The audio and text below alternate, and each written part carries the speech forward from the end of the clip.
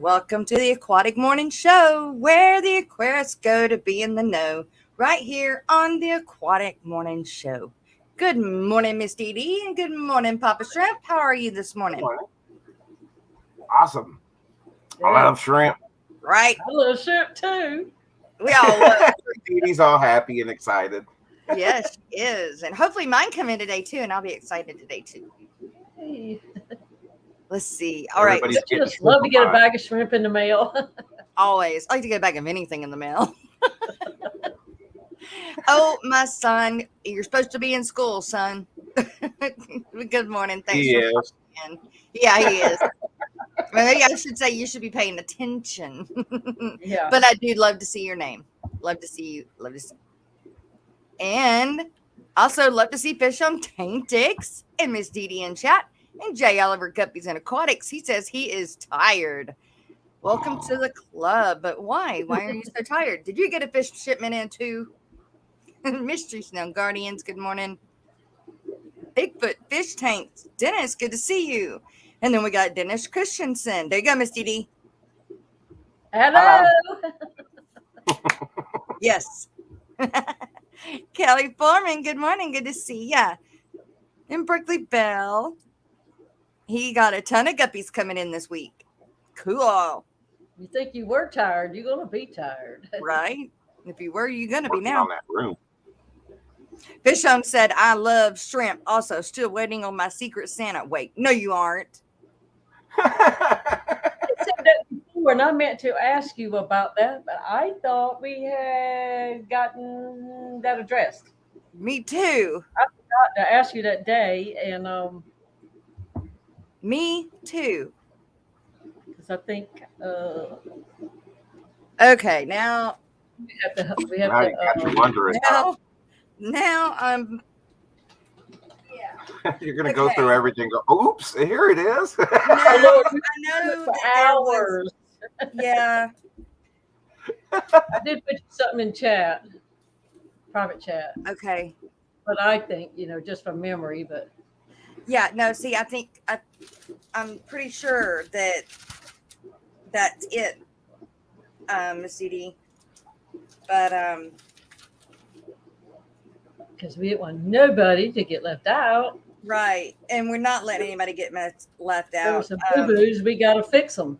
Right, but we had everybody thought was taken care of. So if I'll have to go back through the emails and make sure do a giveaway instead. But then what if you don't win it? Right? Then if you don't win it. Still didn't give a Secret Santa.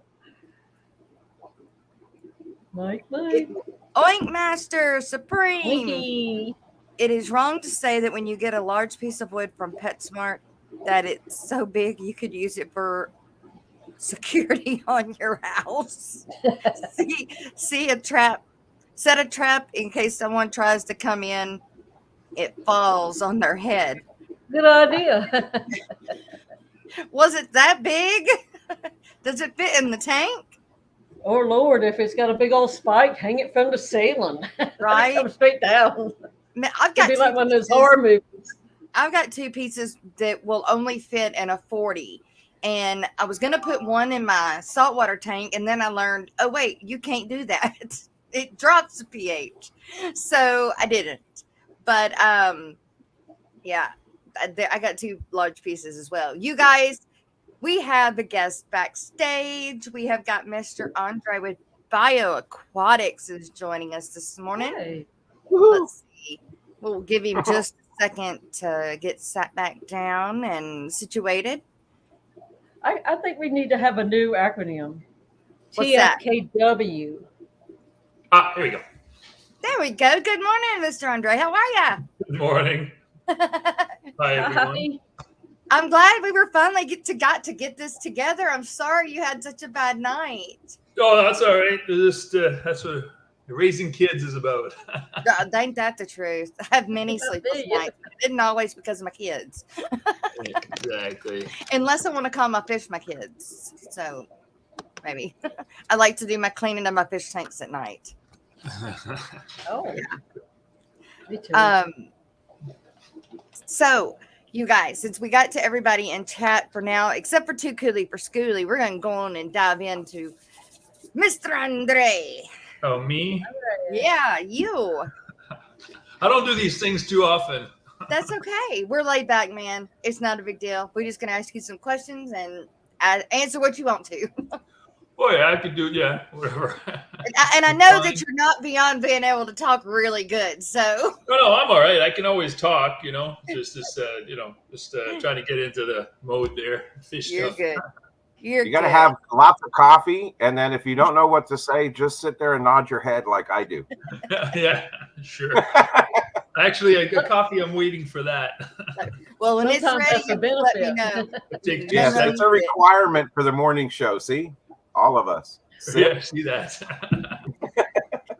Mr. No, I haven't. Like I say, I don't do too much stuff on YouTube. I used to do a lot of stuff, but I kind of stopped. And then I'm just more a farm guy. I like to do stuff in the, hands-on in the fish tanks and stuff like that. I don't do too much stuff. Also, like Instagram or Facebook. I don't do a lot of that either. I just don't have the time. Yeah, Too you need busy. another one of you for sure. Well, yeah, and that's the other problem. Can't find any workers. I know. I definitely know. Sure that won't person. ask my kids to do stuff. Oh. They're not in it. No, I understand that as well. They never are. Yeah, spend more time yelling at. at them to do anything, getting any work done. Yeah, and then you still got to go back behind them and redo it because they don't. Oh yeah, just stay on top of them all the time. And Right. So it just might as well do it. that's yourself. all right. This is the way they are. That's Teenagers. Yep, They got I their understand. moments. that's right. So Well, you guys, Mr. Andre owns a fish farm down in Florida, and Mr. Andre, what kind? Give me a rundown, or give us all a rundown. Of well, I changed a lot. I mean, I could give you a summary of stuff I did in the last maybe 20 years, but maybe longer. But I've started doing a lot of work with years ago. I started with the Africans, like everybody else, a lot of African cichlids. I've worked on a lot of African farms. A lot of those farms are gone now. They get sold to developers, and it's gone. There's a few left. I worked a little bit with Leif and then Rick Bureau and stuff like that. That was a long time ago. But most of the time, I did a lot of the work with Africans, and then the Tanganyikans later on came up. But then I got into centrals with Don Conco. I don't know if you guys know Don Conco. So I did a lot of Africans with that, and they're all centrals. And I kind of moved away from for that. Tried to go into selling stuff to the box stores. Like trying to work with Seagrass and 5D and these guys. But the problem is I'm not big enough. I can't produce the numbers that they're looking for. And so then I started selling to stores and to some small distributors and stuff like that. But I did a lot of variety. So because the problem was because the sales were never good. I ended up changing fish every couple of years, every 5 years. And so I did pretty much all the peacocks, all the Malawis, all the common Tanganyikans, all the Central Americans you can think of. And then I did stuff with discus, some stuff with a lot of angels. But I ended up did the website about 5 years ago, and what happened was the website for the first time showed me what I needed to do, what I needed to raise, what was going to make a living, Right. And it wasn't what I decided, it wasn't what the wholesalers would decide, it was whatever the clientele wanted to Right. to buy, because you can go out there and raise a really rare fish and say, well, buy everything you got, but then you're stuck on it for 6 months because you sold a few, but then nobody else buys the rest. And so there's no point. So I ended up doing an example classic when that was I was doing Galaxy Rasboras about 15 years ago, and after a couple of years building up the stocks, I produced about 52,000 in 1 year. But I couldn't sell them. Nobody wanted them. Wow.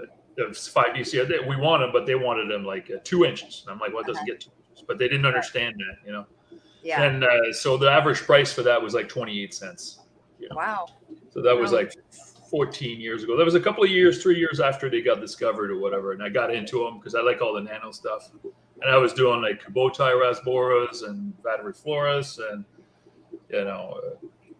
chili rasboras. I did all that stuff about 14, 15 years ago, but nobody bought them, because they're too small. They weren't fitting in the Petco systems because they'd go down the drain. They're too small. Oh, So they couldn't, they had to change their systems. And no, so I got rid of them.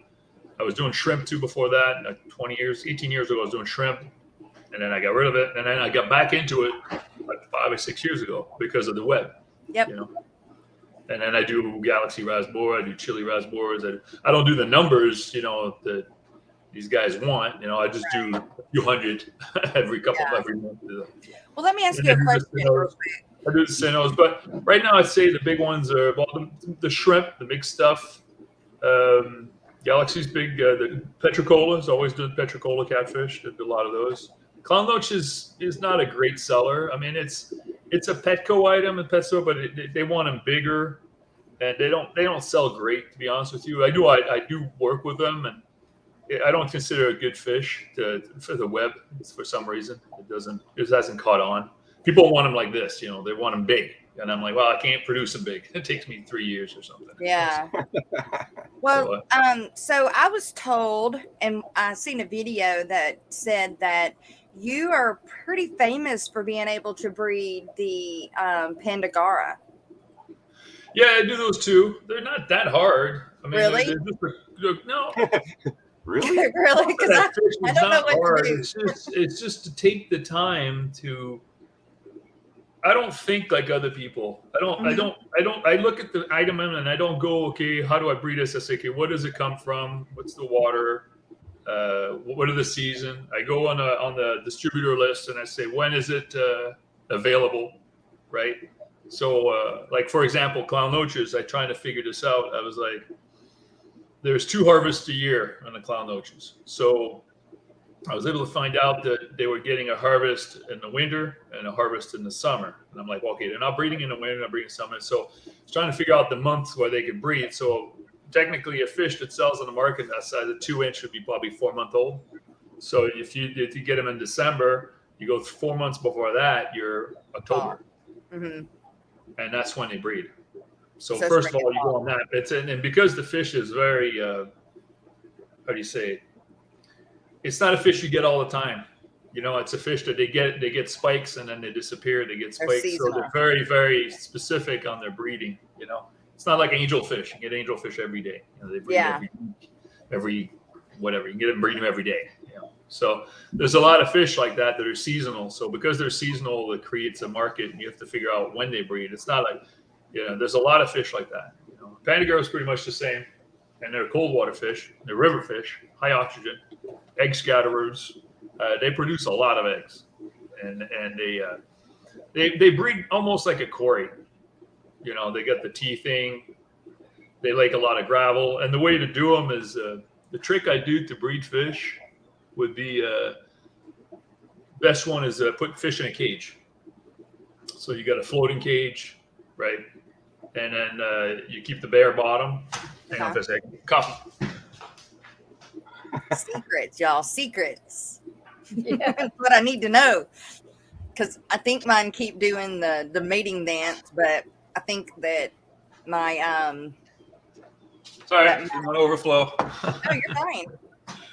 So to get back on breeding, some of the tricks I use to get breeding is basically I don't like the way fish tanks are made. Okay, most of the industry is made the fish tank for decorations, right? Yeah. So the tank you have in your background and stuff, they're not made for breeding. They're made for promoting and whatever, displaying your animal and appreciate what you got, right?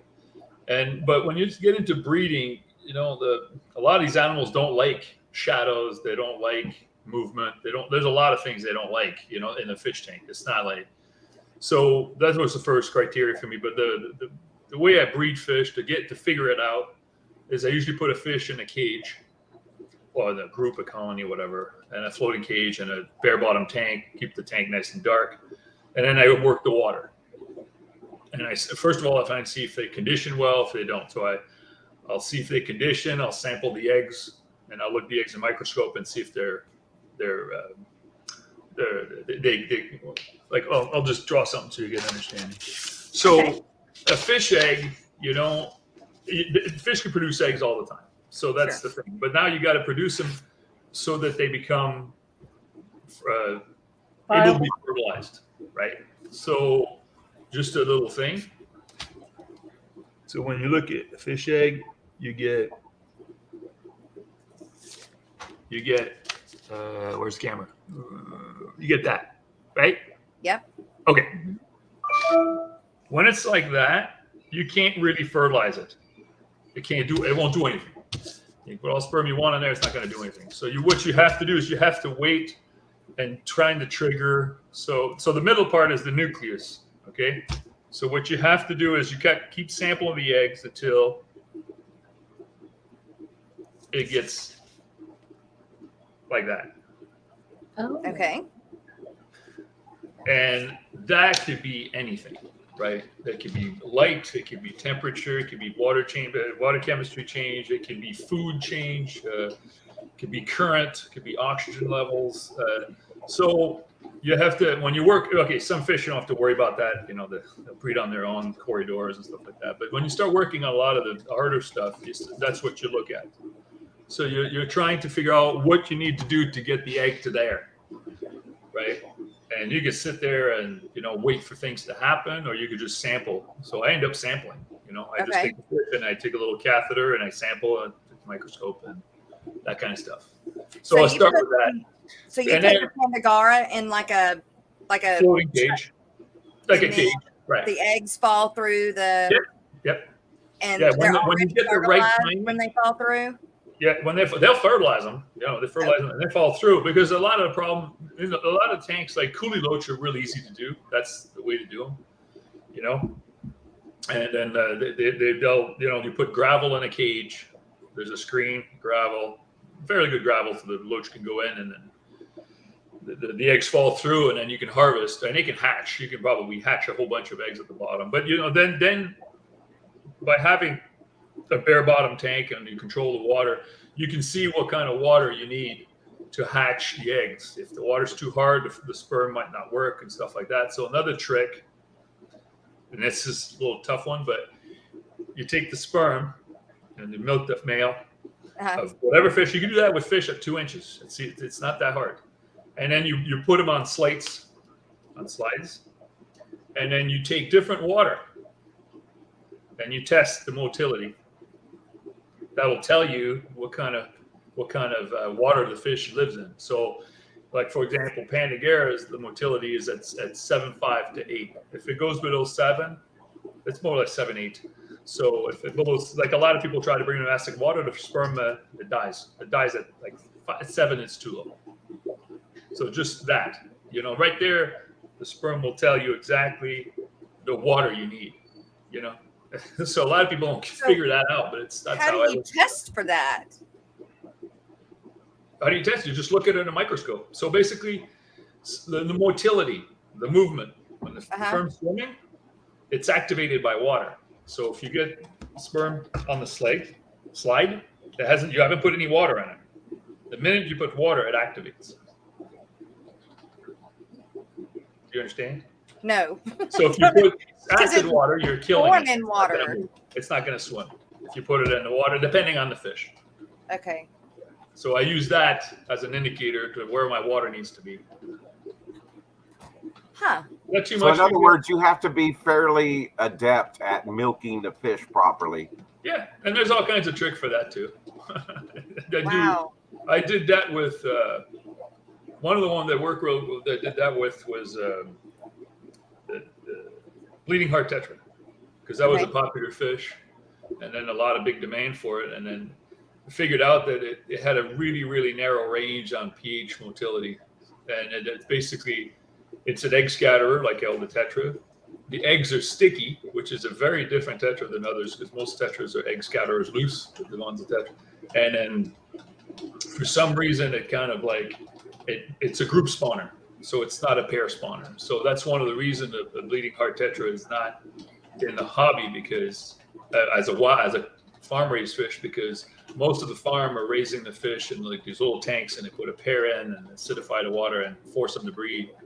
But when you do bigger fish or like a bleeding heart, and you have to do them in colonies, they won't do them that way. So the cardinals is the same way. Cardinal is a group spawner. It's really hard to do as a pair spawner.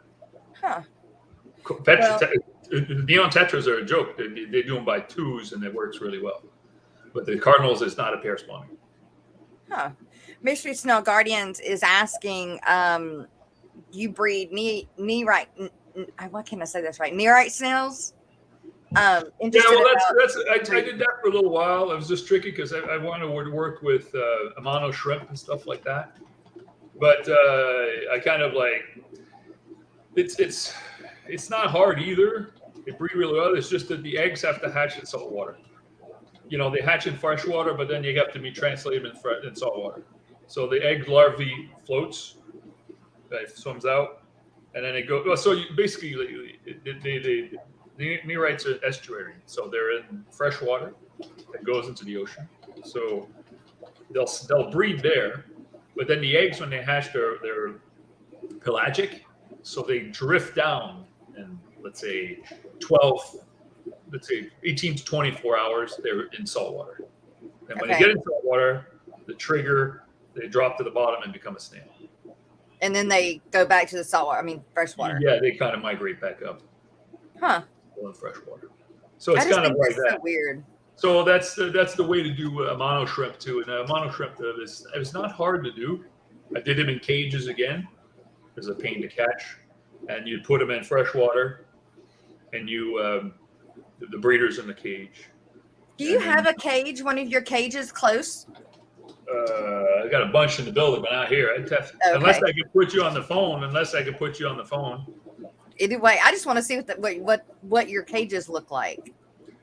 Yeah, the thing is, I don't know if I got. It's just basically what I do is I use a Rubbermaid container. Okay. Or a Tupperware or whatever, and then I put a screen. I glue it on the top.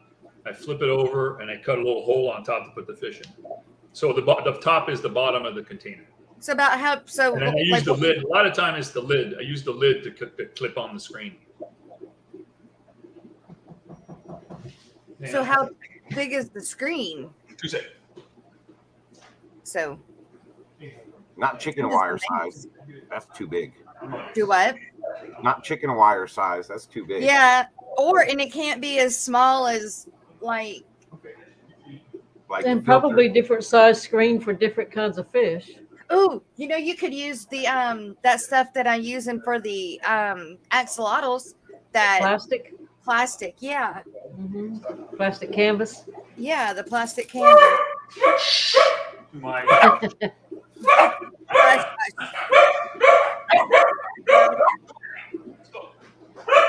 Let's go outside.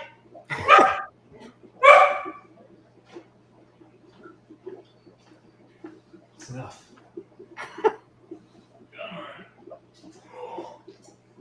Bullet got mine going. I want to go out. Oh. Yeah. She barked and mine just went to town. They're like, what? Yeah. Yeah, like that. Yeah. But then, some eggs are still too big to fit through that.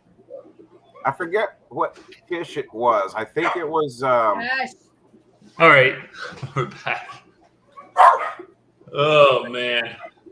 Hush, hush. Yeah, pretty much. That'll work. Those are screens from. You get those at Michael's. Yep. Yeah, those work.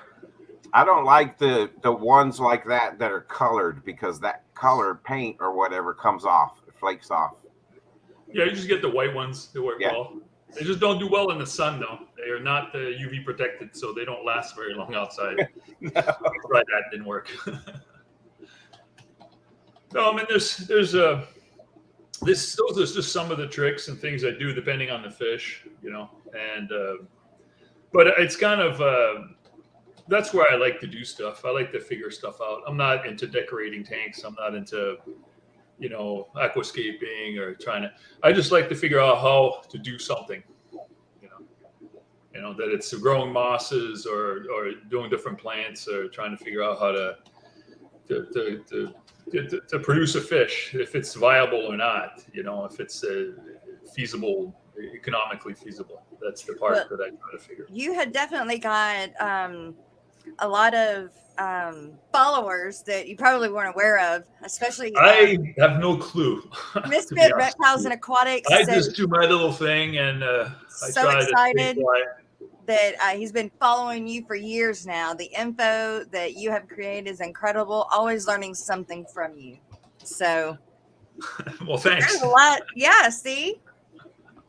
But you know, it's just for me, it's just curiosity because I was always a kid that went as a kid. You know, I was always in the ditches and in the canal, you know, scooping up stuff and figure stuff out. Mostly, go to the beach and go in those puddles after the tide went out and bringing back buckets of stuff. And I did that, you know, since I was 3 years old, and then later on, I just decided I worked a lot in the state, you know, for fisheries and stuff, and I really got. I was really down because I worked on fishing boats and stuff like that. And I just got so depressed with seeing the casualties, you know, not the catch, but what they were catching and not using, you know? Right. And I just like, oh man, I can't do this. You know, I mean, it was fun to be on boats and seeing all this stuff, but I get tired of seeing, you know, casualties, like the mortality of the amount of animals we kill. And I was like, I'd rather just produce something than kill it, you know? Right. I mean, they die. It's animals and it's part of life, but it's not. Now, wow. Buckley Bell says that the stainless steel mesh would work better than the plastic craft mesh. Why? Yeah, stainless steel works well. It's just it's a lot more expensive. Yeah. That's the big thing. But there's different mesh. I do use stainless steel mesh when, for example, I'll give you another one. All right, so I bred a lot of Calvis. Okay, so compressed Epsom Calvis. So all these people are obsessed on putting these things in shells, right? And you know, like they put the shell up, they get the conch shell, and the fish goes in. And I was like, so when I was doing that, I lost too many fish. The female would get in there, she'd get beat up a little bit, and then she'd jam in there and die. You know, and there's always issues. You know. And I was like, okay, so I realized that a lot of time the male would be a lot bigger and the female's a lot smaller. And I know people put the other fish, put rocks and and I was like, okay, there's got to be a better way. So what I did is I made it simple. I put a pair in a 10-gallon tank, put a divider, and it was a stainless steel divider because the male's pretty rough. And then I would put 2 flower pots right next to each other. You know, so you got the screen, you got the 2 flower pots on the side. Both can go in. They can't touch each other, and then I produced, I think, 1 year with a bunch of pairs of 25,000 galvas because they would breed through the grape. And all I would do is the minute they hatch, I would take the pot, lift it up, pour into a tank, and start again. And then calvas would breed every 14 days. Oh, wow. Because most people were out there trying, going like, "Oh my God, I gotta wait for these little guys. Gotta let the parents take care of them." And then you're sitting there 3 months later, and they're still, you know, and you're sitting there like, "I gotta produce. I could have produced 20 spawns in the same time that you guys produced one batch in a community tank."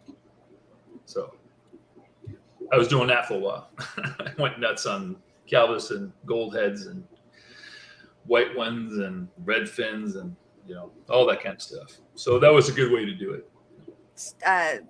Sharky said the stainless steel on one of his plug-up breeder boxes.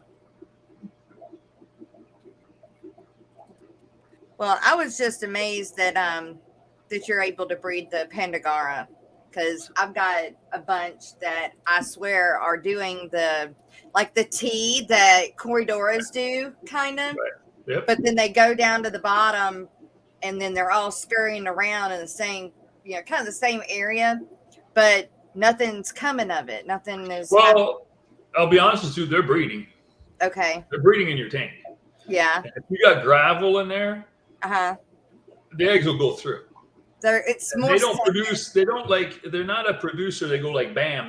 They just slowly release eggs, like 5 or 6, 10 here, 2 here, 1 here, and next thing you know, they're all over the bottom. You know, inside the gravel, and then now, do they predate? Do they predate on the eggs or they're young? Oh, they'll go after them, yeah, for sure. Okay. They're not parental. They don't take care of their Loaches. Is the same. They're the only fish group that take care of their young is the cichlids, and even that is not all of them. So okay. The tetras, no. The cyprinids, no. The clown loaches and loaches, no. The plecos, some of the plecos, So but get them the catfish I do, like the multipunctatus and petricolas, they don't take care of the young. There's, like I say, there's a. Isn't it funny that usually the meanest fish in a tank is the one that's the best parent? Pretty much, yeah. That's why cichlids can dominate Florida and the waterways, because they'll take care of their young to the death, and then they're big enough to go on, and then you do it again, and they just, there's nobody competing with them. Not worth it. Wow. Angels. Yeah, angels. I mean, I can probably give you couple of things I do. I don't use a lot of how do you say, things to take the fungus out. I don't do that, because if you have the right water, you don't need it, right? Okay. So a lot of times, like a lot of people breed angels, and what happens is they'll take them and pull the eggs out, put them in a container with some air stone, and put some, plain glue, whatever. Yeah. And the real reason these eggs turn white, well, there's two reasons, but the number one reason they turn white is because the shell of these angelfish, they're soft water fish based on, the shell of an egg is like a negative thing, and it collects calcium and magnesium, so it becomes hard, right? So on soft water fish, if you think, like, for example, I do neons, and I try to hatch them in hard water, they won't hatch; they'll turn white. And what it is they hatch, but they don't come out. They don't come out of the shell, right? So a lot of these anti-fungus or whatever is they're trying to prevent. So what it is they bond, and the chemical will bond around the membrane of the egg and prevent it from being hard. So when you do put anti-fungus on there, you want to put it in, or anti-thing, you want to put it in like the sooner they've done laying their eggs. If you wait the whole day and say, okay, they're bred today, I'll let them in there, I'll leave them in there in the hard water until at night when I get back home, and I'll pull the eggs and put them in the thing, and then you're like, how come they're not hatching? They're not hatching. They're not hatching because they got bond with calcium, and so you have to prevent that. So the best way to do it is to hatch them in soft water. The best thing to do is to hatch them in soft water right away. So as soon as they breed, you put them in soft water, and then, deal with stuff like that. So that's how I do it, So you have to figure out the water of the fish. So all the chemicals that people put on eggs is to prevent calcium to bond on the egg. Fungusing, all that, that's later. That's from the eggs die. Fertilization. That's but it's basically what you're trying to do. Right.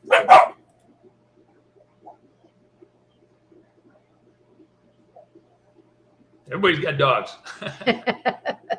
I have the quietest dog ever. It hardly ever makes a noise, except for when it sleeps. It snores. Well, I've got two that are in season in the moment, and so they hear everything and they want to bark at everything. So, and then the male dog's in there. I have him in his room, and he's in there doing this on the door and making the door beat. It's like a crazy house right now. So I read the question there. I just didn't realize this question. What clown loaches is again, it's not a hard fish to do. The problem is that the challenge. That's not a problem. It's a challenge. Is that you have to look at them as like a salmon.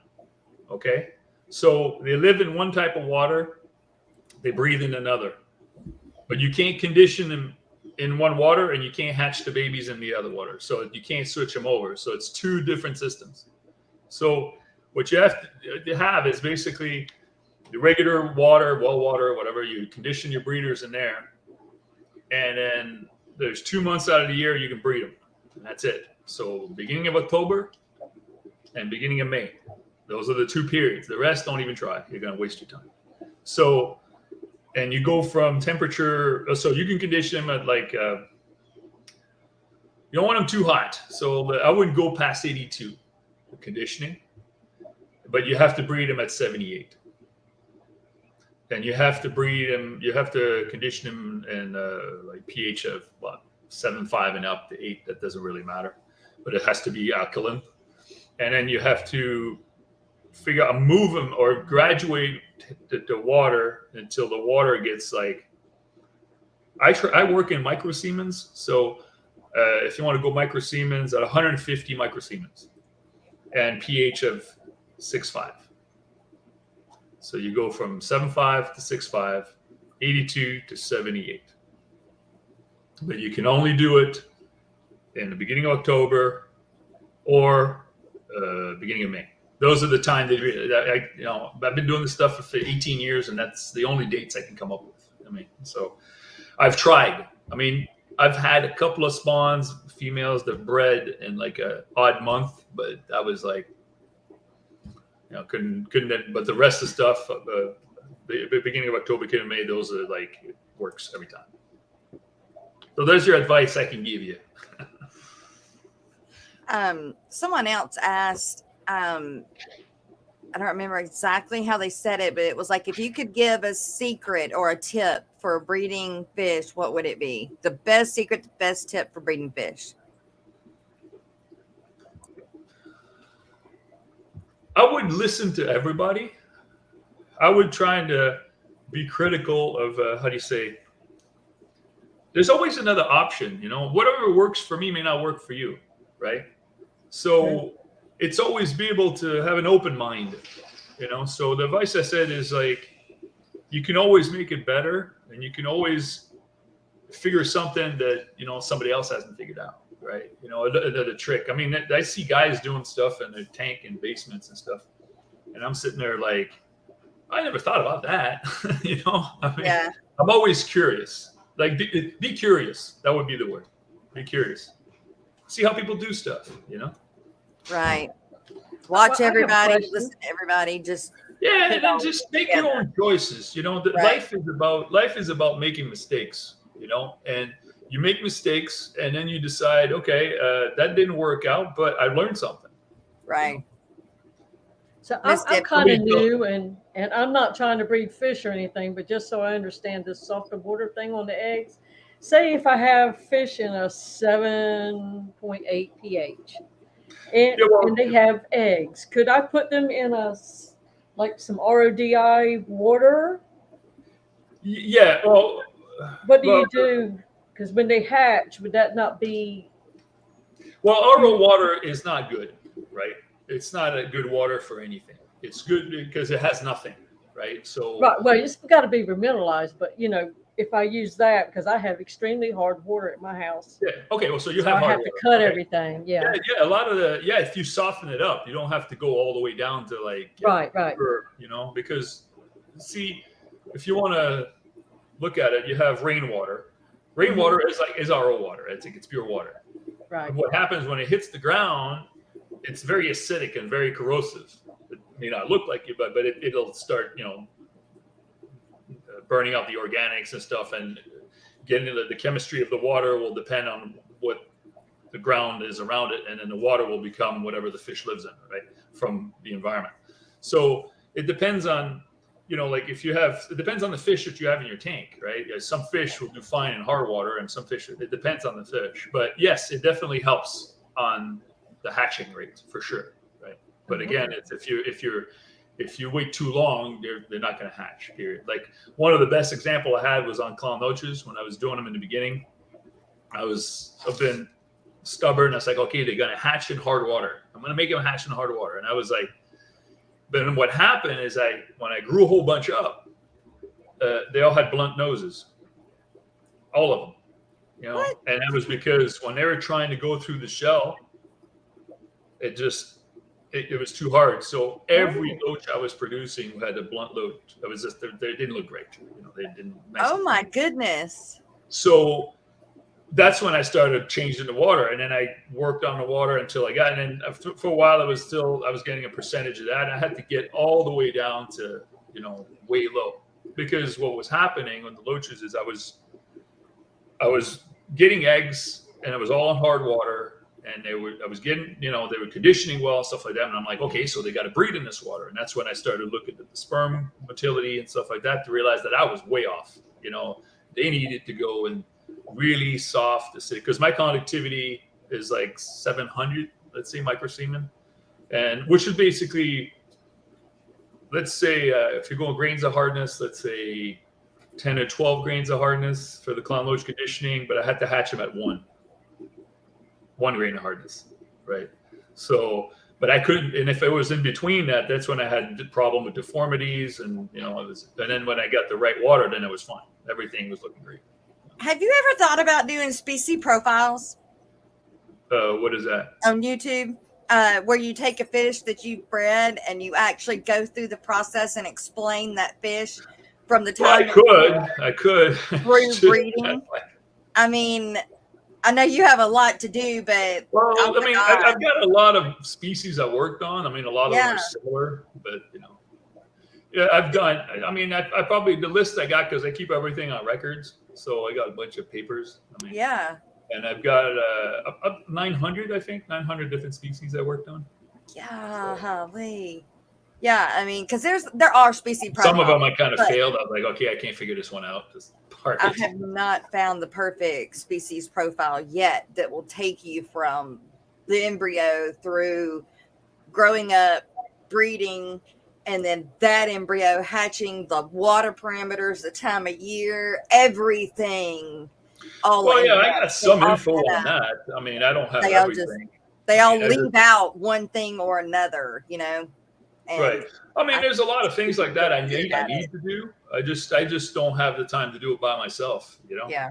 I'd have to need someone like you to say, okay, let's do this today. We're going, okay, fine, let's talk about this. And then I go back to my stuff. But I can make a trip to Florida and we can take a week to do it. Well, no, we can do it right here, Yeah, well, you can come over here. It doesn't matter. No, I don't have, the thing like I had is, I've had a bit of bad luck, when it comes to my business. I had, for example, I lost my two best workers in the last 2 years, and they passed away. So one of them passed away from cancer and the other one passed away from COVID, Yikes. So, and those were the two that were driving me, and then Irina passed away in January, and then Brian passed away a year ago. And Brian was the one that really get me going on the website and get going on this stuff. And then Irina was the one driving me the web sales and managing my time and all this stuff. But then I never was able to replace that. And I'm not, it's kind of, you can't really replace it. You just got to find people to help you. Right. And, I just keep doing my stuff, but because I know a lot of people in the business, and, a lot of my friends, I got good friends that have big business, like Mike at Imperial, is a good buddy of mine.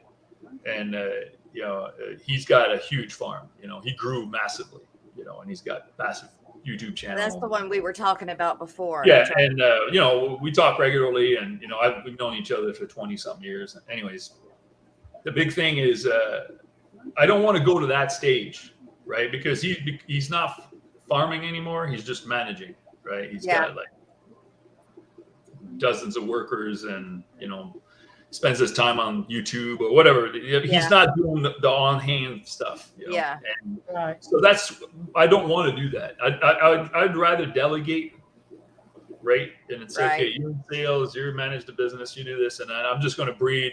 And if I teach a crew of a couple of guys, say, okay, we're breeding cardinals, this is how we do it, then I just let them do their stuff and I go over it, that kind of stuff. Yeah, that's fine. That's what I'd like to do. But everybody I know that has a farm that did that ended up walking away from that, and then now they become brokers. They buy fish because they can't produce the stuff, because their workers don't have the motivation that you as a person have to produce the fish, or get really into, like, say, hey, I'm going to do a nice fish. And like one of the thing is, I sell okay, I make a living. I could sell a lot more, but I don't have the labors and the setup for it. I'm working on it. I'd like to build, and when my boys are gone in the next year, hopefully, in college, I'm going to start probably building another building. Right? Yeah.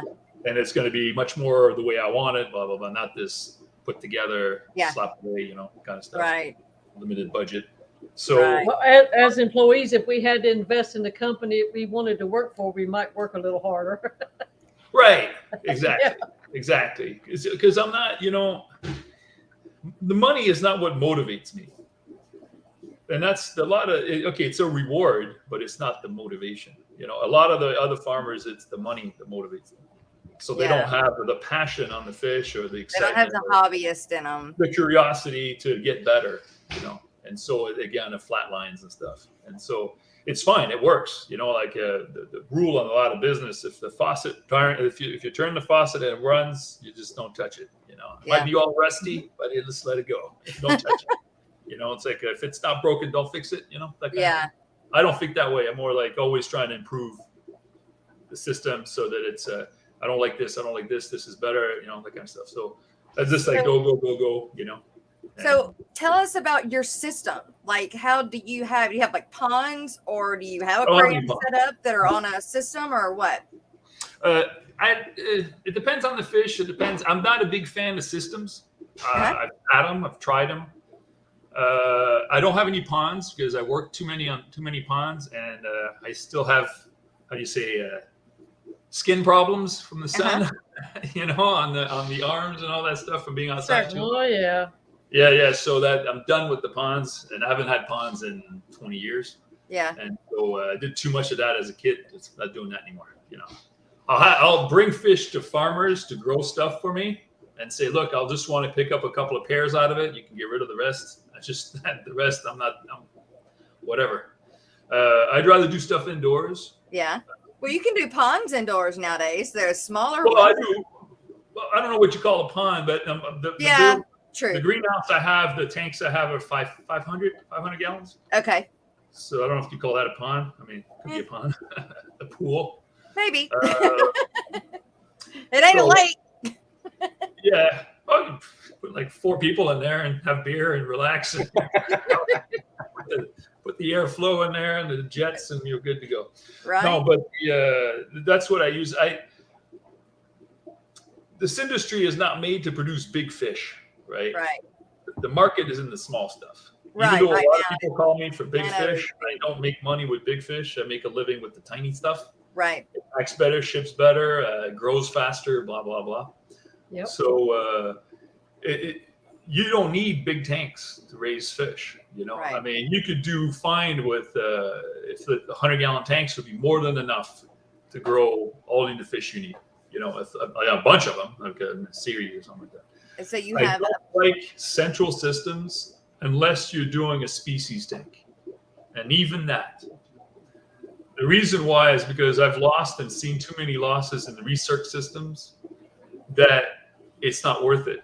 The effort and the time that you put into maintaining a recirculating system to grow fish is a problem. So you have to monitor everything that goes in. You may have 20 or 30, 40 tanks on the system, and then suddenly one tank gets sick for some reason. You put the wrong fish in there, or you put a bad net in there, or you put the wrong bucket, whatever. And then suddenly it spreads. Right.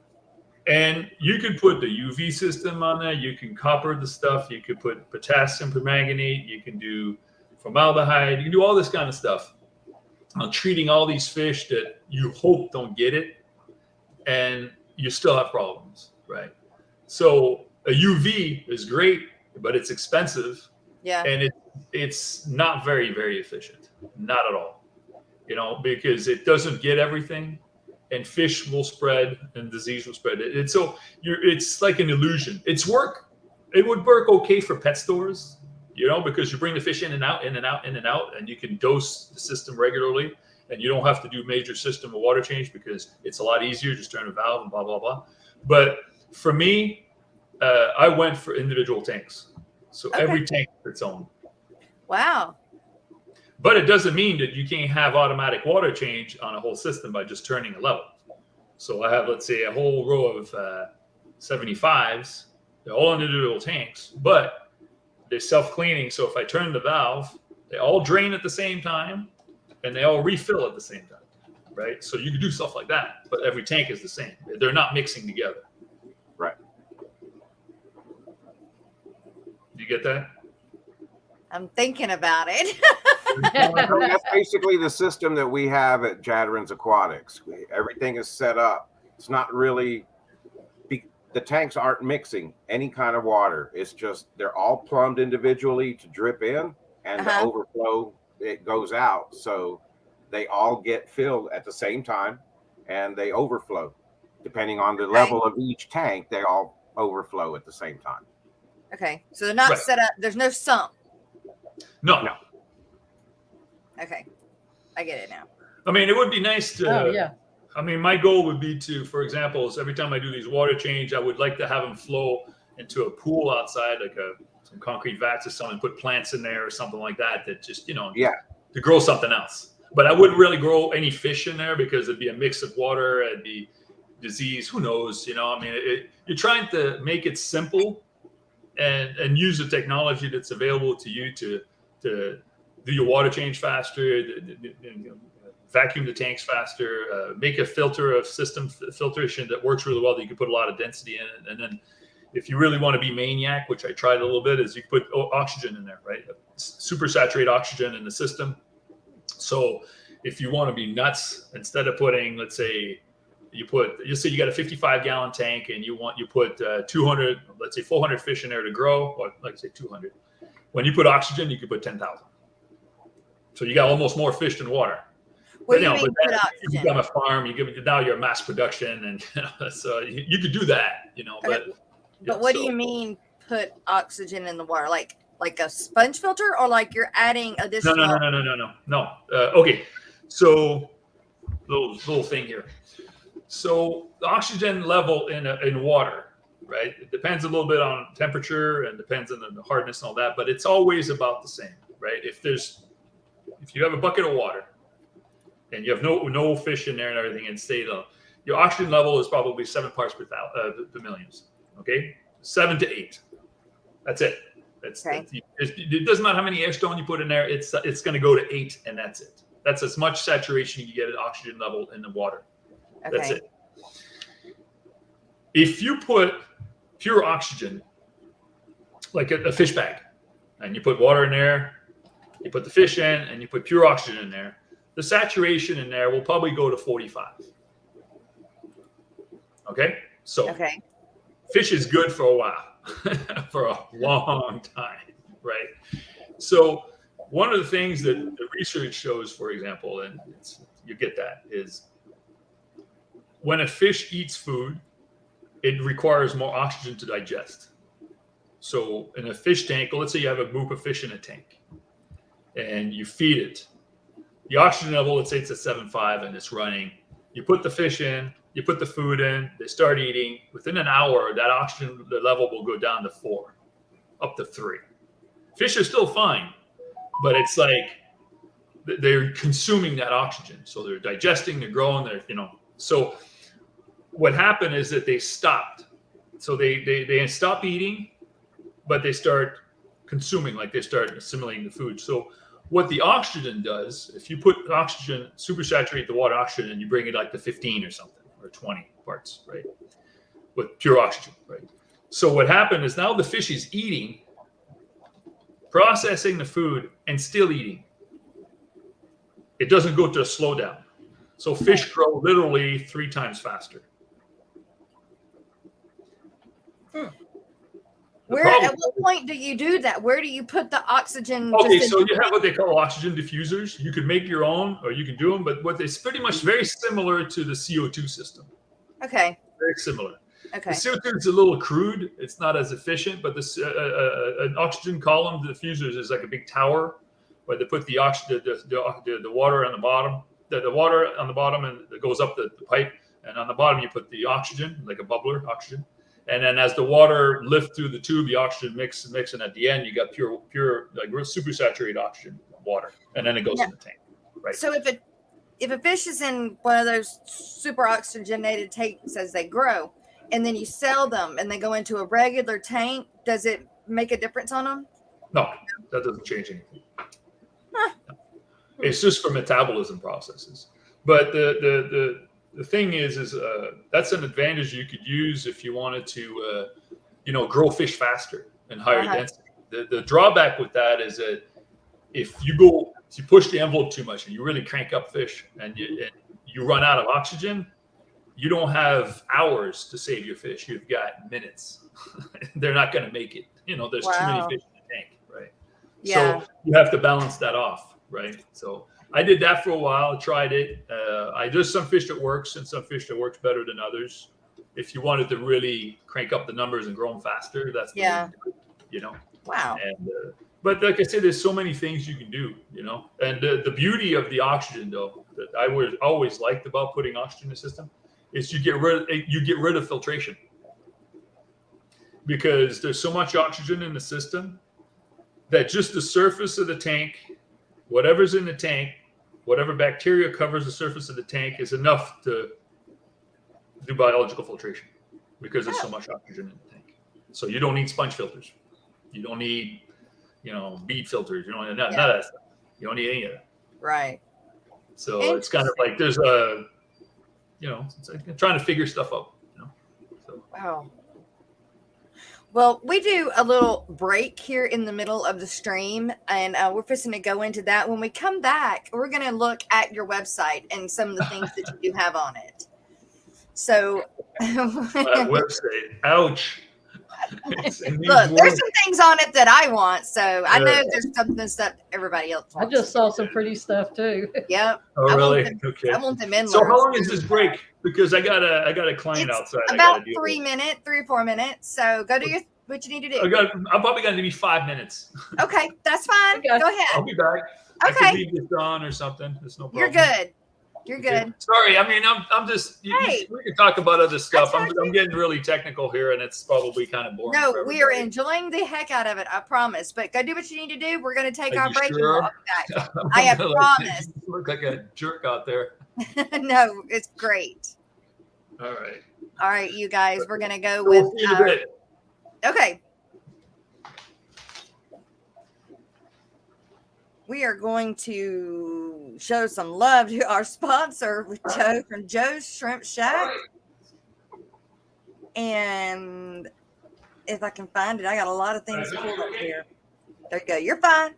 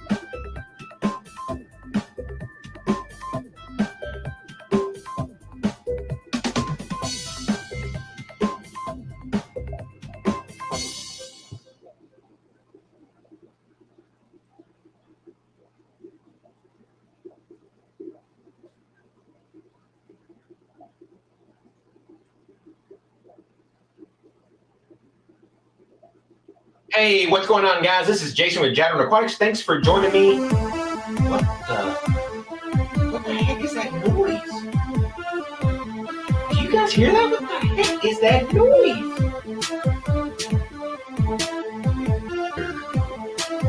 Fish nerd, a fish nerd. I got 400 tanks in every room of my house. There's not a prayer in the world of me finding a spouse. I'm spilling water on the floor and all over the wall. No matter if it's carpet, I'm ruining it all. I'm a fish nerd, a fish nerd, a fish nerd, a fish nerd.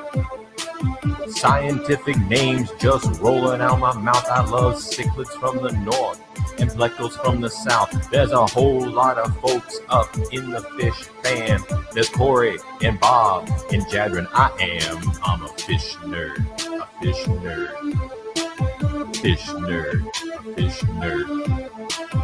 Echo and Walmart, stop killing my fish. I'm tired of rescuing betas that are dying in a dish. Every employee, they just seem to be lost, selling Oscars with Guppies. But at what cost? I'm a fish nerd, a fish nerd, fish nerd, a fish nerd. It's Saturday again, heading to the fish store. I'm addicted to fish, I need more and more. I keep buying more fish, and I don't have the room. I'll put them in the bathtub, let the buying resume. I'm a fish nerd, a fish nerd, fish nerd, a fish nerd. Doing water changes all day and night. I can't get the pH where it seems just right. I do 10, 20, or 30%. So many fish, they need to pay me rent. Fish nerd, a fish nerd, fish nerd, a fish nerd. Sucking up the water crap going up my nose. I can't seem to stop making fish room videos. YouTube, I love you, but you ain't paying squat. Gotta keep a real job, don't like it a lot. I'm a fish nerd, a fish nerd, fish nerd, a fish nerd, fish nerd, a fish nerd, fish nerd, a fish nerd.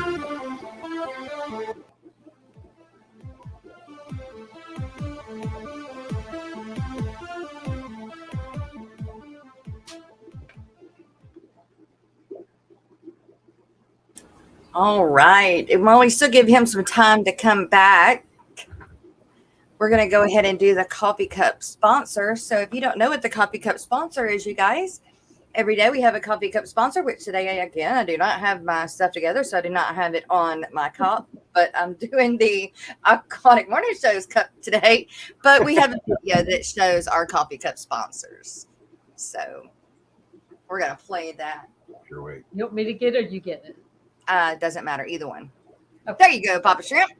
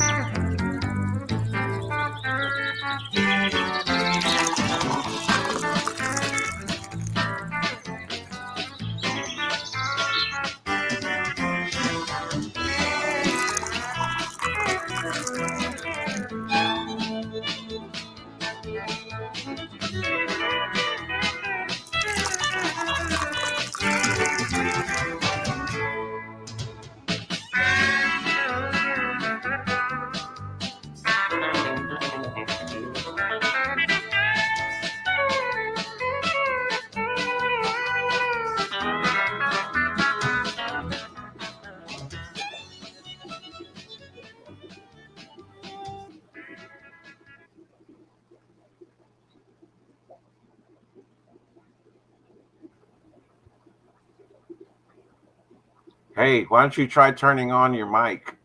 There we go. Muted. So you remember me telling you last night that I have a gardener eye killifish that is like a different color than what he's supposed to be? Let me see if you can see him.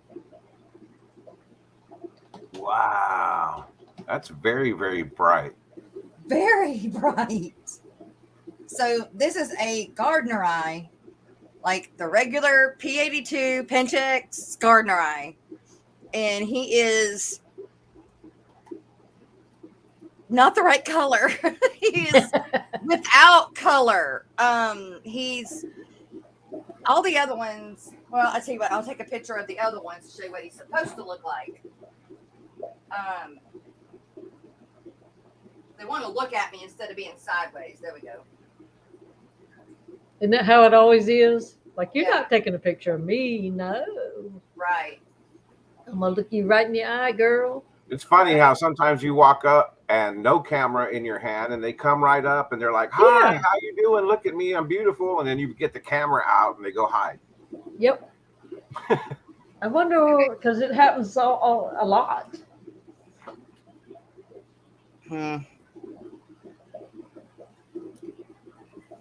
Okay, it's kind of blurry, but it gives you the color he's supposed to be. Yeah, more brownish tan kind of versus goldish, yellowish. Wait, this is a good picture. That's what he's supposed to look like. Right. But instead, that's what he looks like. So basically, instead of just yellow on the tips of his tails and stuff, it's like all over his body. Yeah. But I mean, you can actually see the yellow on the bottom of the tail. Yep. But he's not albino because he's got black eyes, but he is without color. Like, a leucistic. Well, yeah, and that's what I was saying last night. He's either, I couldn't figure out whether he was melanistic or leucistic. So yeah, exactly. You lost me with big words. Right. Alex would know if Alex was here, but I don't think Alex is here this morning. But Ed says that the reason they might be scared of camera because the lens looks like a fish eye, and they're afraid of it. Makes a good point. It looks like a big eye looking at him. Yeah, like I'm like big eye looking at him. It's like a big eye. Sharpie says leucistic, aka mutant. Yeah, I mean, that's a funny shaped fish, right? That'll be interesting to see if it what he finishes looking like. Let's see, melanistic is if they are darker. Okay, nope, he's lighter, so it would be leucistic, lighter. Like the axolotls. Yeah, and that's what we were kind of comparing it to because that's what he looks like. He looks like the Lucy's axolotls. He is that color. That's the color he is. So yeah, it's kind of cool. I mean, I won't breed him, but it is kind of cool. I didn't even know they would do that. Like I didn't know that was a thing in killifish. So you know, and now the thing is, I don't know what female or male threw him either. So, because I kind of just put all the eggs together when I pull them. Maybe it's somewhat more common than you think. Yeah, well, it may be. It's just I've never seen it, but I'm just new into killies too. So, you know, it could be very possible, but. It's called the Dirty Lucy. Technically, a leucistic is solid white. Think of it like this. You come back from the loo lighter. Wow. If you're lucky. If you're lucky, yeah. If the eyes aren't red, yep, they're not. You're looking at a leucistic fish. Yep, that's what I think. But it, like I said, again, I didn't. Sorry if y'all heard that. Hold on.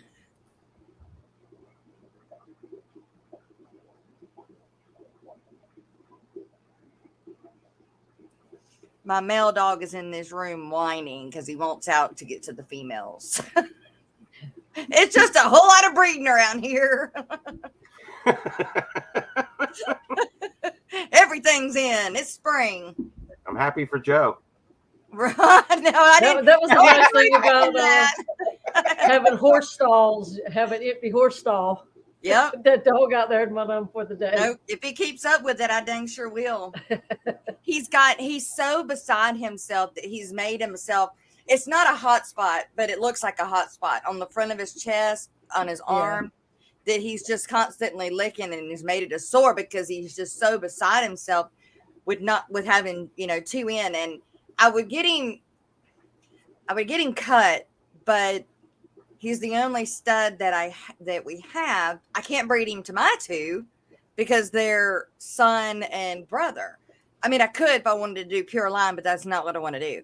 But I was keeping him a stud to stud out, but that hasn't happened either. So, I don't know what to do with it, but we haven't done it. We haven't gotten him cut. And at this point, I don't know that he would really, I don't know. I don't know if he would still know what was going on because he's been a stud so long. But anyway, regardless, we're talking fish. That's like I had a little rat terrier, and she was the Chihuahua style. Yeah. Like 7 pounds, just as cute as a button with the big ears that stood up. So I didn't get her fixed because it's like, let her get about 3 or 4 and I'll get a puppy. That way I will always have a baby. You know what I mean? Yes, I do. And well, then she ended up being like 5. I wasn't able to do it, just didn't have the time, So then she's 5, then she's 6. Well, now she's too old to start. Right. So now that dog lived her entire life going in season, never had a puppy. Right. Understood. All right, you guys, we're going to go ahead and do our fish history and scientific news with Alex.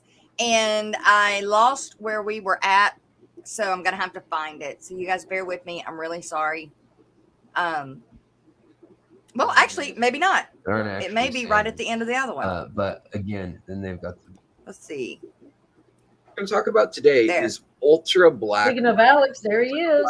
So we talked there about he is. Some of the Monterey Bay's exhibit specimens that are going to be there, and some of the crazy things that live down below the zone where there's light. And last week we talked about how the Congo River actually has regions that are that deep. So we might be finding all sorts of new fish in freshwater regions around the world. Lake Baikal is another one that gets that deep. There's a number of places that get that deep and that have some biodiversity. There's other spots that get that deep, like Crater Lake, that are freshwater, but they don't have a whole lot of diversity when it comes to fish. It's been pretty isolated. So for the first time, these ultra black fish that exist down in the bottom of the ocean and upwards to the middle of the ocean as well, I guess, they have been documented. And there are 16 varieties of these deep sea fish that we've found. And a woman named Karen Osborne, who's an ichthyologist, and she works at the Smithsonian Institute, she says that fish have essentially 3 options to survive in the deep sea. That's either they can find a very few places to hide if they're on the very bottom. They can be really fast. They can be really big, and that takes a lot of energy. And they can be invisible. Those are kind of their options. And the better strategy for escaping predators moving through the water undetected by any sort of prey is now being studied and published in a journal called Current Biology. And researchers have discovered an evolutionary tactic that gives some fish an invisibility cloak. For the first time, they're seeing these fish that are ultra black, and they are covered in these little skin pigmentations that are a cluster of cells that are very, very dark and uniquely organized. And they only reflect 0.5% of the visible light spectrum back from the surface, which is crazy. I mean, most fish are somewhere more in the 80% to 50% range. And even like a black ghost knife fish is up in the 20 to 30% range reflecting light, because we see it as black. We see little subtleties and contours. This is a fish that if it's up against something black and you shine a light on it, you barely see it still. They had to do some really special photography, which we'll look at, to show these wicked looking fish. They're really kind of crazy looking fish. So hold tight. We'll take a look at them too. But they're studying the efficient survival tactic that is ultra black camouflage. And now they're also developing new synthetic camouflage materials out of this. Like, I don't know if any artists out there have heard of Vanta Black, but Vanta Black was a paint that came out a few years ago that was so dark the human eye looks at it and it looks like there's a hole there. It looks like nothing's there. You can use it on a wall and it looks like a hole of black light. Like light doesn't even escape it in a reflection. Like it doesn't look like a paint. It looks like a hole. And another guy came out with a pigment because this fine artist came up with that pigment, and he used some of the science that was dug up recently in the last 5 years about these ultra black fish in order to get a pigment that was so dark that it rivaled the Vanta Black. And it's considered the darkest pigment you can buy.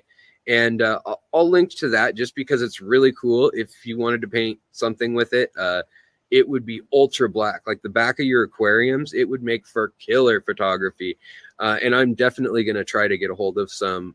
It's in and out of stock a lot because it's kind of a popular deal. But the funny deal is that the first guy made the stuff and he copyrighted it and said that nobody else could buy it. And he used it for sculptures and other stuff that looked like, you know, he'd paint a sculpture of a human or a mannequin and it just looked like a black hole, like plays tricks on your eyes. It's very odd. And apparently camera and video footage don't do it justice. But you can go there in person and people are like touching it to like double check that it's really there, that it's not just like a hole in space. So it's a really odd occurrence. Now, those pigments that are synthetic are getting all the way down to like 0.001% or 0.005% in the case of the other one. And because that one guy patented it and wouldn't allow other artists to use it, this other guy came out and he does other pigments that are bright pink and fluorescent colors, bright white colors. He sells them and you just have to click that you're not that other artist if you're going to buy it. Like certifying you're not the guy who invented Vanta Black and wouldn't share it with the world, which I think is funny. So back to the fish. So the implications of understanding this fish also could really help us with treating skin cancer. 99% of the habitable space on the planet is in the ocean, as I was saying. And we've only begun to understand the diversity of animals that are in the sea and that call it home down in these deep water zones. So the ones that have adapted to these deep water mid-ocean zones, they don't have a bottom at all to go to. And so they need to survive floating mid-water. And that's why they think they've evolved this black strategy and not bioluminescence. Other fish want to be seen, or they want to give off light so they can see it, kind of like an infrared camera has a little light source. So if you have no place to rest, no place to hide, and you have very little food available in this region anyways, makes sense to be super dark black and be able to sneak up on things and eat them. And one of the authors of this most recent study, and her name, I believe, was Karen Osborne. Yeah, it's the same lady who's in charge of the museum. So these are all weird things that are quite different than most of the other habitats that we ever think about. Even the deep sea floor and subsequently most of the animals that live out there look really, really weird as is. Now imagine a zone where there is no floor, there is no shape or form, and that is most of the ocean. So enter the ultra black fishes. Now there are 16 species that can move very stealthily without creating much turbulence, movement, or any sound, obviously, that's audible to humans anyhow. And they've been studying these fish for a while. They found them at the surface once in a blue moon and then decided to try to hunt them down. And some crustaceans, for example, are transparent, but if light shines on them, it shows up really, really quickly. And a lot of creatures have the bioluminescence. However, these don't reflect any of that bioluminescent light hardly, and don't reflect anything but that 0.05% of the natural UV light if it makes it to their zone. So the first fish we're going to look at and see some pictures of here is going to be the fang tooth, and I don't think they have a Latin name for it yet, but it's pretty interesting what this fish has evolved to look like, and they were able to capture it with some really, really expensive camera lenses that were able to see that light when 99.5% of any light shined on it was just absorbed. So there's a few other animals that are also like this. Birds of paradise and some butterflies, some beetles, and 1 or 2 snakes also carry these arrangements of dark pigments. And it's actually melanin in most species, but they think that there may be something else in there that's causing a whole new way of having pigmentation. And it really makes all colors pop really bright against it. So that makes sense in the animals on land. But down in the bottom of the sea, they don't have any contrasting colors to draw attention to themselves. So I just thought this was a really cool story, and research is still totally ongoing about it. And it's really hard to find these things because obviously they can disappear into the deep very quickly. And it's only been using microscopes and taking tissue samples from non-black fish and comparing them to these ultra black fish that they've found the really unique patterns, and basically they all focus light into one place, and then rather than like a reflector that shines it back out, they reflect into each other, and the light is absorbed basically into the skin by melanin and reflectors, but the reflectors aren't seen, they're micro, and they only reflect back at the skin. So it's kind of like this 3D textured skin. It's pretty cool. So let's take a look at that fish. I know this has been another long episode, but I'm glad you guys have stuck with me. We'll take a look at the fish for a minute, and then I'll be signing off here. All right, everybody. So I promised to show you some of these fish. This one is a photo from the Smithsonian. It's got some white on the gills and some of its eye that reflect, but everything else is ultra black pigment. And if you scroll through, there's a Smithsonian article. Oh man, ads always pop up. But if you scroll through, look at this. It's biting its own tail. It's interesting. It probably caught a glimpse of it with the camera lighting and then he bit it. But they have a whole different list of these ultra black fish in there. And like I was saying, they made that ultra black paint from looking at the pigment of these fish, and they've even got some videos and other information on it. But I just had to show you guys this one, the fanged fish, and then that first one, which is just wicked. I mean, there's its face, and again, there were 16 of these species, and there's its whole body, and it's biting its tail. So pretty crazy creatures, but I wanted to share that with you. Sorry, these are kind of longer episodes this week, but lots of cool stuff in the news and about the fishy world. So, all right, guys, I'll talk to you later. Again, that's the Smithsonian website that has this stuff on it right now. Bye-bye. Everybody.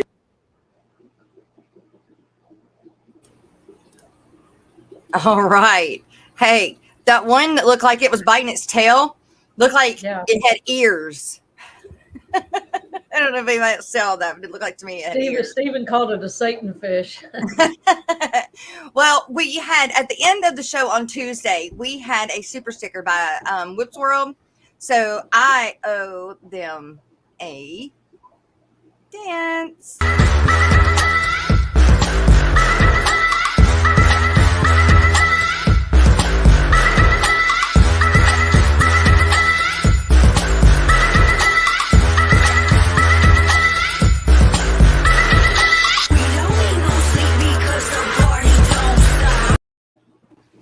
And also in chat, as I was putting in there that that Whip had done that at the end of the show, and I had caught it, but it was after we had ended.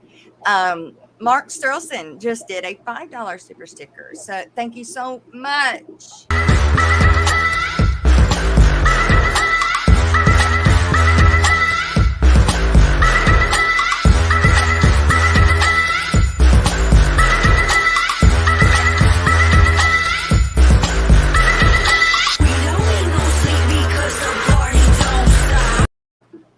So thank you.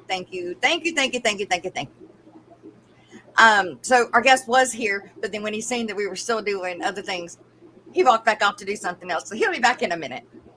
But yeah, dude, that thing had ears.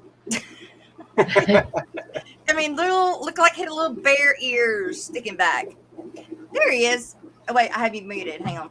Oh no, there we go. I had muted him. So I was going to show you your cages. You wanted to see cages? Yes. Sure. Yeah. So there's different ways I do it.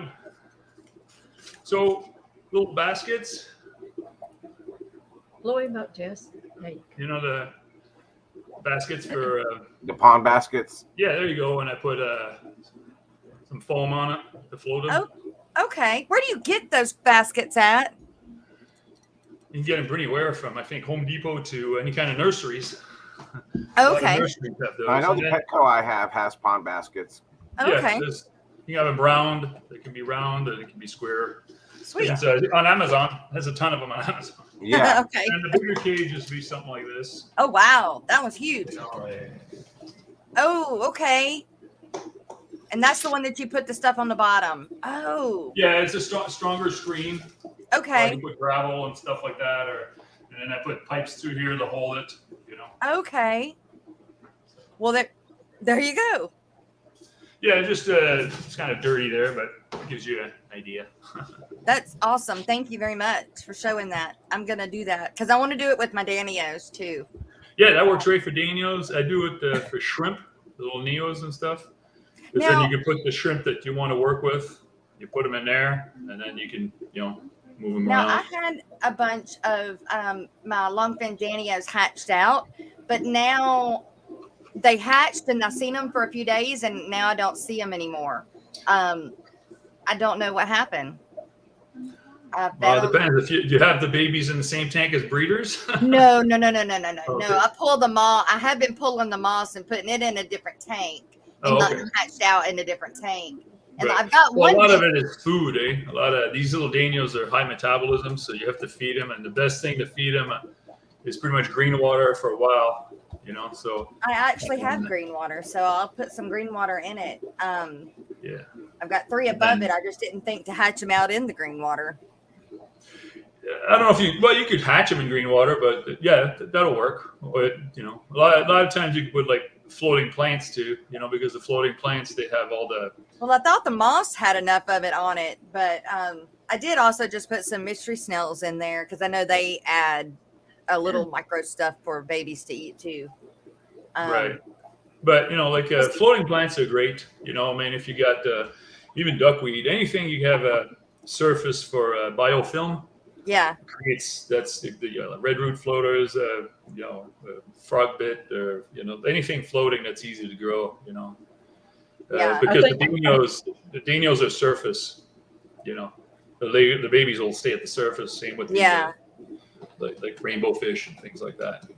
And I had put some, I've got this killifish first, which I believe are the copepods, the little bitty ones, the little bitty things. But I'm supposed to have my Bacter E, I thought was on its way, but I guess I actually didn't buy it like I thought I did. I had it in the cart, but I never hit buy. So, oh, Yeah. I missed the part where he was talking about doing the shrimp in those little baskets. What are you talking about? That working caught the Brian's shrimp? attention. Yeah. No, you're talking about the baskets and the shrimp? yeah. Well, it's basically a lot of times you want to breed shrimp and say you're selecting a color or something, and you can put them in little baskets. and Oh, put instead your of taking them colony out and in do a there. new tank. Yeah, you're colony around, and then you get the babies out slowly, and then you kind of separate them, that kind of stuff. So they'll have the babies and the babies will fall through the bottom. Yeah, they'll get out. Yeah, they'll swim out. You're basically doing that so that way you don't have any other male fertilizing the female sap. Yeah, selective breeding. Yeah. Okay. No breeding. Like I said, you put a bunch of females and one male in there, then you know that those females are, selected. It's hard to do as a colony because then you get mixed. And then if you want to really be selective on what color you're looking for, you give them no choice. That's it. So, Yeah, I mean, like most people that are doing the shrimp things, they don't mess with the baskets much, but they'll have like a 2.5 gallon that they start with 2 shrimp that they're breeding, and then move them into a 5 gallon, right. so on and so forth. But that way, they do it with aquariums more than with the breeder boxes. I've cheated myself, and I use breeder boxes or internal, breeder boxes to do that, to separate them, because it depends on how many aquariums you have to be able to do that. Yeah. But it does.